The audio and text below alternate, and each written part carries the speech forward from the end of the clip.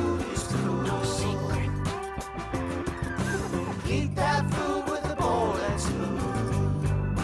That spoon. Everyone knows that food is cool. No secret.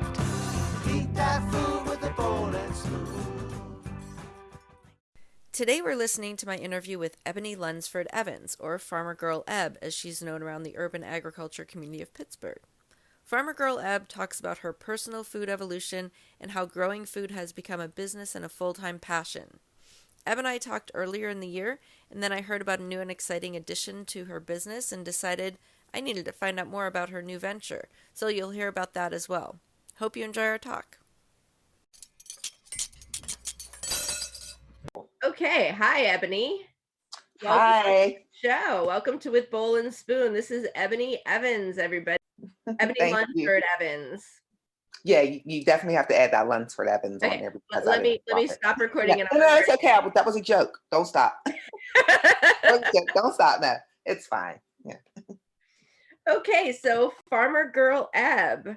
This was your first year in business. Yes. And it was a pandemic year. It was definitely. It definitely wasn't what I expected in my first year in business, but it was actually really exciting, believe it or not. So I got started probably more than 5 years ago, actually, before I even got into anything business. It was more so something to do that was just something to do with my children, something I think I've always kind of been doing subconsciously, just growing little things. Just for my oldest daughter, she's an adult now. We just grow small things for science projects, whether it was like a little tomato plant, any little thing. So and I was always interested in it. And then I had two more children back to back. Some years later, and with raising them, we moved. I was actually a teacher in Pittsburgh Public Schools at the time, and we moved to a different neighborhood. And as they were just growing up, we always kind of was growing something as well, just with them too. And whenever they got, I think about 4 and 5 or 4 and 6, they're a little less than 2 years apart. Kind of started playing outside in the back, just, out and we started, kids started coming around and, I started kind of letting them come in the yard and I would let them kind of see what we were doing and just kind of growing things. And that's just kind of how we got started. As other kids in the neighborhood came around to play with my kids, they, like I said, they just were interested. And I think that the need for me to somewhat create structure, just being an educator, and they were so interested. I had begun to set my backyard up into like an outside classroom where it was like stations. Like one station is where we built little greenhouses. So I would show them how to protect the food with the greenhouses. And then another station was like an art table where I would let them do little art activities that was related to agriculture, whether it was painting like an abstract of a plant or just painting rocks, just whatever. It was the art table. Then we had like a little research center where I had like 2 laptops outside, and I would let them like research whatever we were growing or whatever we were about to grow. It was the seeds. It was so fun. And they would, go to the different little stations and learn about different things, take care of food. We even had a little medical unit in there where I taught them how to do like height, weight, blood pressure, temperature. Yeah, it was like all the skills that I had acquired coming up, I began to transfer them into the youth and just show them everything I knew. And it was natural that happened. Yes, it was so fun, but it was like every day. It was somewhat overwhelming because they kept coming back every day. And so I found myself having to plan. I would have to plan an activity, plan for them to eat something. And mind you, I didn't really know the youth per se. They was just kind of come around. So I had to just be protective of not only them, my family. So was this when So you first moved into the West End and to it was Sheridan? about 3 or 4 years into it because I had when I first moved into the West End, my second daughter, she was 1 and I hadn't had my son yet. So about when they were I think they were 4 and 5 and almost 6 is when. So I just went to work and came home. But as they grew up, of course, kids want to go outside. My Yeah. backyard is fenced off, and the way our houses are situated on my street, we're really close. And yeah, so just kids would come outside, and there's an alley in the back, and my son has a hoop. And the kids would want to come and play basketball on this hoop. And then having a girl and a boy, it would draw girls and boys. And so I would have to try to, make sure that I just kept everybody safe. So sometimes when the boys were outside playing on the hoop and the girls were standing there, I would, like, oh, okay, well, come on in the yard. It kind of started with them, Mhm. here's this food, we're growing. What do you like about this and everything like that? And then the boys got interested, like, oh, what are they doing? Yeah. I want to do that. So I would switch them off and on. That's how the stations kind of got created because I was attempting to try to keep the boys and the girls kind of, separate. And it worked for a little while, but then it was, it just kind of blended together. I don't have a super huge backyard, but I mean, we made it work. It was like, it was awesome. So that year we grew like 30 different vegetables. It was amazing. And like as things were growing, I would just kind of like give it to them, like take it home, or I would give them lunch. I would We start giving it to anybody, the neighbors, whoever, just Yeah. whatever. And then I thought about it. I said, well, maybe I can teach them how to just maybe sell it to each other. So I began to teach them how to like scale it and weigh everything. And we just had a little small farmers market in the back, but they just sold like to each other. Other They're some learning math skills, they're Yeah, learning exactly. negotiating skill, bargaining skills. All of that. A couple of parents came around, a couple of neighbors, and it was kind of cool. And they made some money. And when they had their little money, I had this little play cash register, and that was like their bank. Like we consider that like the bank. And that was that. And then after that, they kept saying, well, when are we having our program again? Are we having a program? And I'm like, oh, it's not a program. I was just finding things for us to do. And then it was like, oh, well, maybe I can figure out how to make this a program.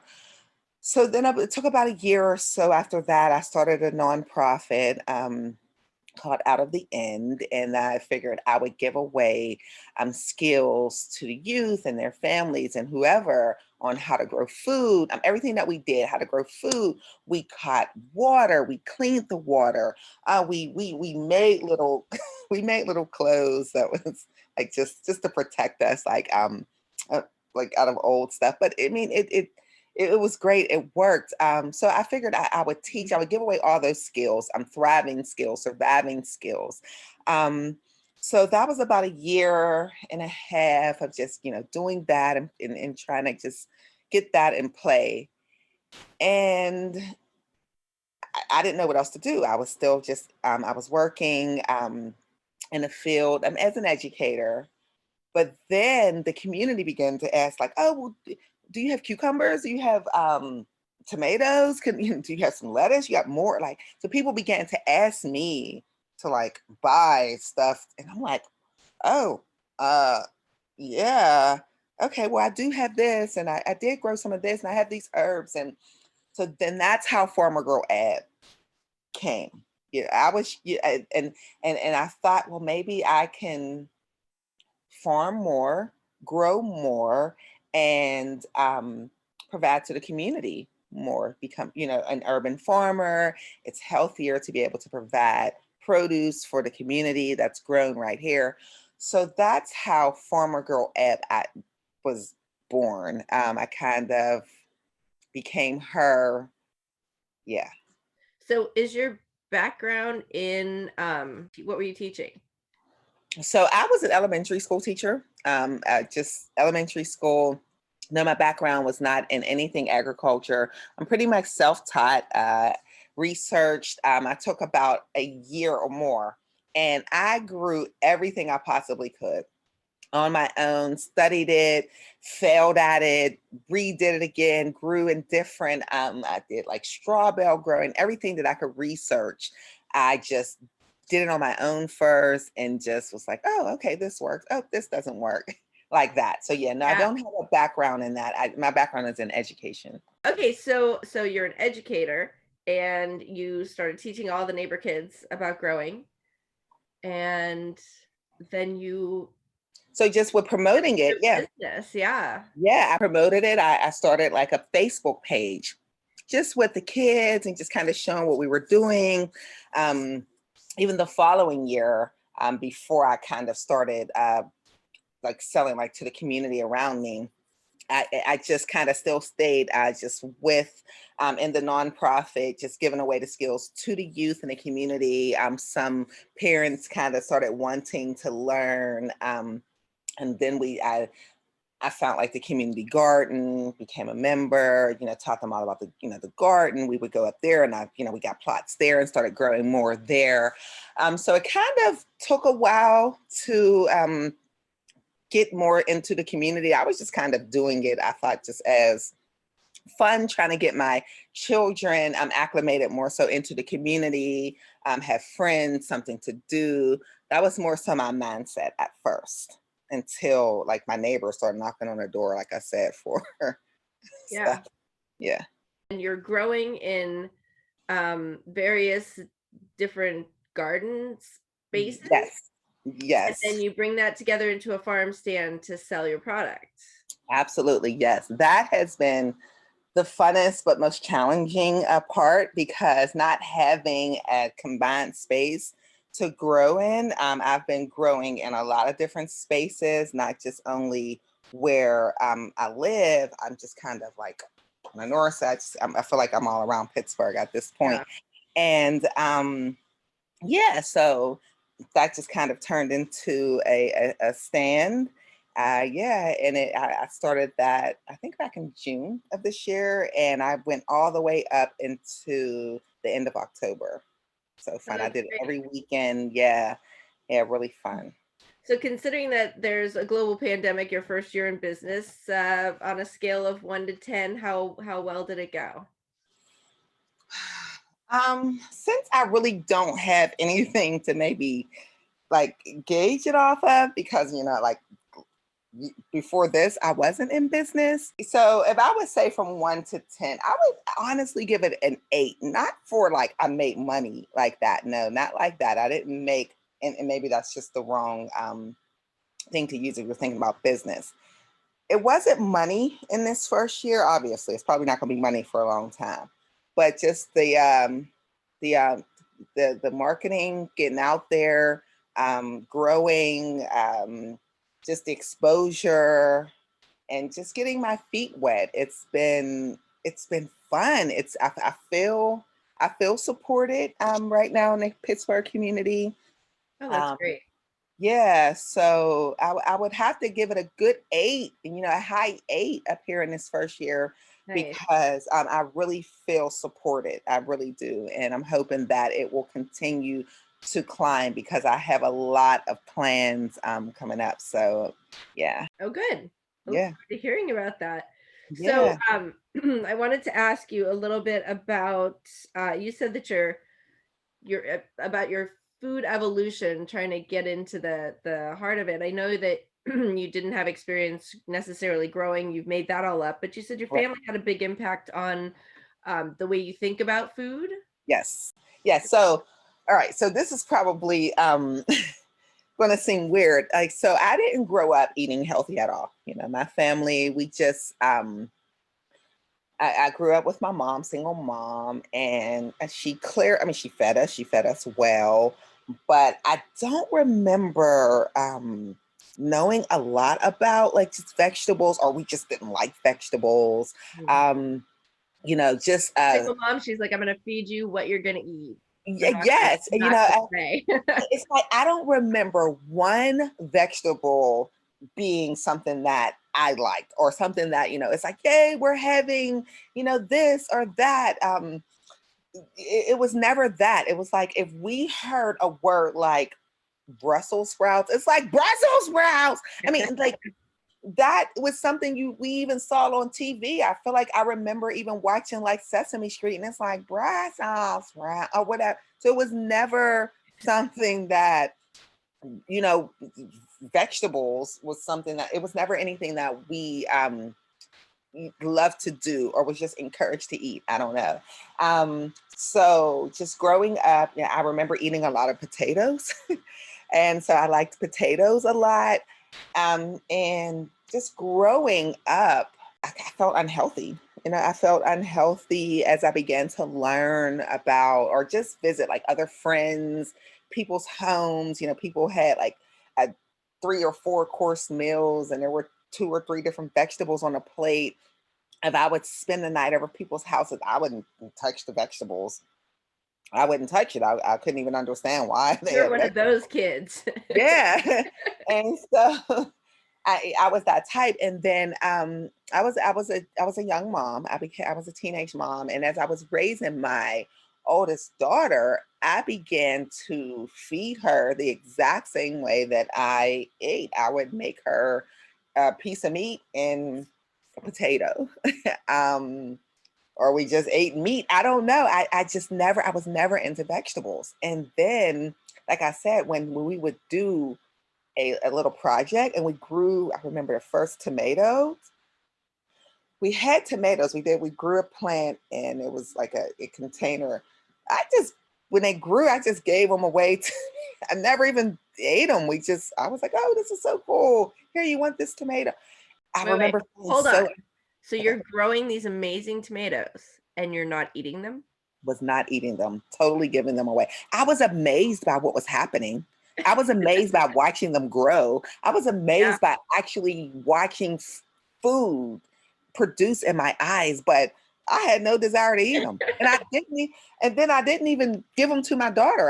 We just grew them and I gave them away. But that was because of the way that I experienced food again. So that's a part of the reason. But during that time, I was still young. I felt unhealthy. I didn't fit in my clothes right. I didn't feel, the way that I wanted to feel at that time. And so I started like working out. I would like walk. I would join like to try to do all these different diets and read all these different books. And then it was like, wait, hold on. I'm eating so unhealthy. This is so unhealthy. Like I have to change the way that I eat. And then one time I went to the doctor and I found out my blood pressure was up. And I couldn't figure out why my blood pressure was up. I was fairly young. And all the questions that they asked me, there was no reason for my blood pressure to be up. And they asked me, did I have a family history of it? And I'm like, no, I don't have a family history of it. And then when I went back home, I remember talking to some of my family members, and then particularly my mom. And then she did tell me we had a family history of it. And she added, and then maybe my grandmother. And then I began to think like, well, wait a minute, hold on. So I had to backtrack, let my doctor know that I did have a family history of it. And then I found out not only did I have a family history of high blood pressure, I had a family history of diabetes. Then when I was pregnant with my second set of children, I had gestational diabetes, carrying both of them. And so that just kind of, all of that pushed together just kind of was just weighing on me, and knowing that I needed to make a serious change. And that is why once I had my other 2 children, I became more serious about just having a home garden and, teaching them and showing them, how to eat healthier. So that's how it kind of started to become more and more serious. I would just research it because I didn't want to just grow it. I wanted to eat it And Yeah. and I forgot to mention this. I got married fairly young in my life, about 21. My husband, he was completely different. So I grew up never eating vegetables, and he grew up like, where's the asparagus? Where's this? And his grandparents had a garden. And I remember listening to him before we bought our house. He would tell me about the garden at his grandparents' house. Oh, He would cool. tell me about how his granddad sat under the tree. He would tell me, and so I imagined that I wanted that. I wanted that for us. I wanted that for him and our children. And so when we bought our house, again, our backyard wasn't huge, but it was just enough to put a garden back there for the kids. And so that is how things just kind of, meshed in. And it changed Awesome. my life. It truly did. So your husband was a big part of your evolution too. That's great. Absolutely. Absolutely. Because he, again, when he was looking for asparagus, it was like asparagus. But I realized that I had never even tasted it for me to feel like it wasn't good. I mean, Brussels sprouts, like it's a shame how Brussels Yeah. sprouts used to be marketed. Seriously, Brussels sprouts are amazing. Like I love them. Like, Tiny little cabbages. They're so yes, adorable. and I'm so thankful because my children, they love them. Like they don't even know what it's like to say Brussels sprouts. They're like, Brussels sprouts today, yeah, well. So it's a completely different experience that I could say that I had, that my children had, because like my refrigerator is full of vegetables and fruit and everything, and it didn't used to be like that. Do you grow asparagus in your garden? Yes. Oh my goodness, asparagus. Have you ever grown asparagus? Yeah, it's Like magical. it takes forever. Yes, a lot of times I'll let like a bunch of it grow into like a tree. I just love that it's like these fingers growing up out of the soil. And Yes, you're like, and they can grow inches in a day. They're yes, incredible. yes, yes, Like yes, you yes. pick them. I used to work at Mildred's daughter's farm up in Stanton Heights, and they had like 5 rows of them. We'd pick them and then have to start picking them again because they had grown already. Just that fast. Yeah. The first Or time I some we missed. I swear you mhm, could watch them grow. yes, the first time I grew them, I remember when they finally started growing, and my son, he had his basketball and it was playing, and it went into the bed and it broke off. It broke off like a bunch of them, and I was so sad. I was like, oh my goodness. Within a week, I remember I looked back. I was like, oh my goodness, it came back. And like they came back. I didn't realize it was going to be that fast. Yeah. It grew so fast. So yeah, you're You right. got to keep picking them or they won't keep growing. But Yeah. they're incredible. They're really great. Yeah. What's next for Farmer Girl Eb? So everything's going so quickly. It's so exciting. I signed a commercial lease for a storefront. I'm going to be opening a store. April 20th will be my grand opening, and I'm extremely excited, overwhelmed. All types of feelings are going on. Um, the store is it's going to be called Farmer Girl Ed Produce and More. Going to be kind of having a little bit of everything seriously in there. It's a really it's a small space, but I have so many huge ideas and for it. So I plan on selling fresh produce as well as flowers, plants, herbs, candles. Candles will come from like other. I'm going to kind of do a collaboration with other businesses, small businesses, and so we'll have candles, and somebody's even talked to me about some of their jewelry, soaps, oils, all types of things in there. There's even a little space for like little coffee, tea, hot chocolate. Oh, nice. Um, yeah, we can do kind of like some sandwiches and soups. Just kind of like a lot. It's you got to come and see it. It's cute. Oh, that's awesome. So where is this? Where is your location? It's located on Noblestown Road. Actually, the address is 1 Noblestown Road. It's more so located in the lower West End. Though, if you're familiar with down there on South Main, yeah, but it's Not one so much Noblestown. familiar with the West End. That's an area that I Okay. haven't explored much. I have a friend who lives over there, but yeah, the only thing I know about over there is there's that donut place. What's Oh, the that's name of up that on. street? I think I know what you're talking about. Up Where on the Student yeah, on Steuben, yeah, Road. exactly, Yep. where the truck went through the wall and then they were Yes. closed for a while. It Yes. was very Yes. sad. Yeah, yeah, yeah. Yeah, it's not up that far, but as soon as you come across the West End Bridge, just Okay. kind of entering into the lower West End, there's you enter onto South Main Street. The police station's right there. As you go kind of past the police station through a few lights, as you're turning onto Noblestown Road, it kind of, turns into Noblestown Road. It sits right there on that corner. It's the first address on Noblestown Road. Like I said, one. 1 Noblestown Road. That's great. Yes. So I wanted to ask you too about the names of your farms. So Farmer Girl Ebb, that name came about naturally, but you have One Soul Farm. It's actually called Food for the Soul Okay. Community. Yes. Food for the Soul Okay. Community Farm. Yes. Our community garden, community farm. We're kind of still in the process of, it's named pretty much as far as Food for the Soul. We are still kind of trying to figure out if we want to put it, and make it a community garden or use it as like a community farm. So that's where we're at. I'm actually giving the community just input, obviously, on the name and exactly the direction that it's going to go in. Yeah, that's exciting. We actually have our second meeting today. Yeah, it's a really, really great response in the Manchester area, just with a lot of people wanting to get involved. So yeah, that's fantastic. And the other one is going to be a community farm as well, which is located over here in the West End. And that one isn't named quite yet.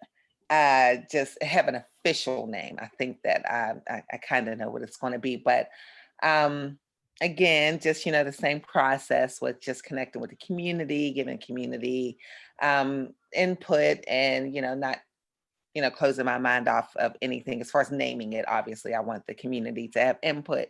But yeah, so that's actually going to be another community farm, a teaching site for the community to be able to see all the processes of just growing food, and just in the near future establishing a hoop house, and to all of it just being a teaching space for the community to just see how it all goes and grows, and how it's built and taking care of it. Just everything, just to be able to grow food for businesses and organizations in the community. It's so exciting. Have you started your seedlings yet? Yes. Oh my goodness. Absolutely. I started them in my basement. Like they're still just, in the basement. Just it's exciting, especially looking at this weather. It's like, oh my goodness. I Yes, know. please, I'm just even I'm just in my back, just began to just start cleaning up, picking up things, just getting ready. I'm excited. It came so quickly, it seems like. Oh my gosh. Well, my husband always says that winter is the shortest season, and I guess it kind of was. I mean, it was pretty painful. There were a couple weeks there that were pretty painful, Yeah. where And going outside hurt. yes, and then it's still March. I mean, we're in the middle of March, and so it can be a little tricky, especially in our neck of the woods in March. It's not always often that we get such beautiful days. And March, we're liable to have a snowstorm next week, so Right, but we're probably not going to have any more deep freeze. So, which is good. Yeah, that's exciting. So yeah, I'm but excited. Yes, I started seedlings. Excited. What about you? Have you started any or? today I have to start Oh, my seedlings today. I actually took yesterday and today off of my day job, catch up on some things. yes. And seedlings are today, scheduled for today. Yes, yes, yes. Yeah, I had to, I'm just doing so many things. So yeah, I started last week actually. And yeah, today I'm going to be going over to the store. I'm just finishing up some things, still just kind of working on just designing it, and just going to be getting ready to get the inventory and stuff together really soon. I've had a health inspection. I'll be coming for getting another one once we begin operating. So I am extremely excited, curious. I have a very, I just want to learn it all. I'm interested in learning how to operate this business, effectively, and connect with the community, grow. I'm hoping to grow quickly. It's a small space. I mean, so yeah, Shelly, I'm excited. That's so cool. I'm excited for you. How many square feet is it? I think it's like 860 something. I can't remember. We were just talking. It's like 860 something. Yeah, it's a little less than that. It's really small. It's like a garage kind of front. I think it was an old garage, commercial garage or something like that. So it's so cool.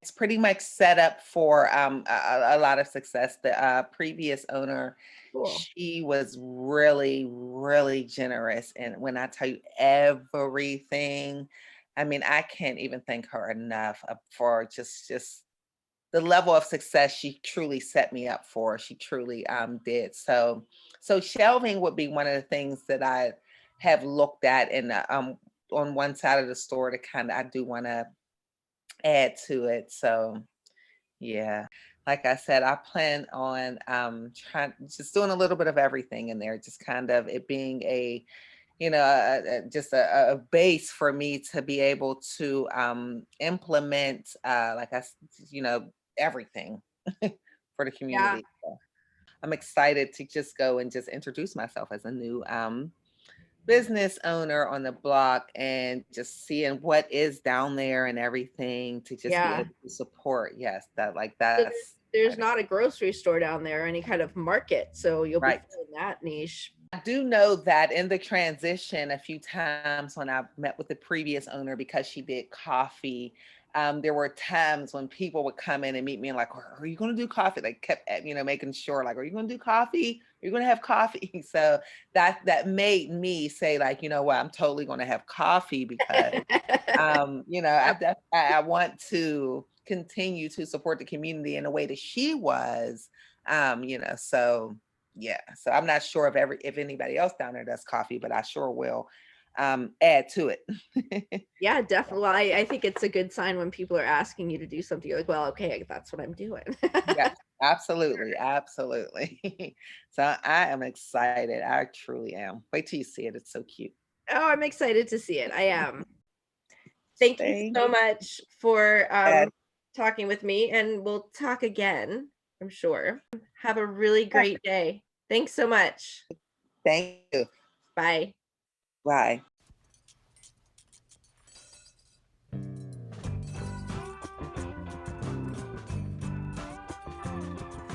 Everyone knows that food is cool. No secret. Eat that food with a bowl and spoon. Everyone knows that food is cool. No secret. Eat that food with a bowl and spoon. With Bowl and Spoon is hosted, produced, and mixed by me, Shelly Danko Day.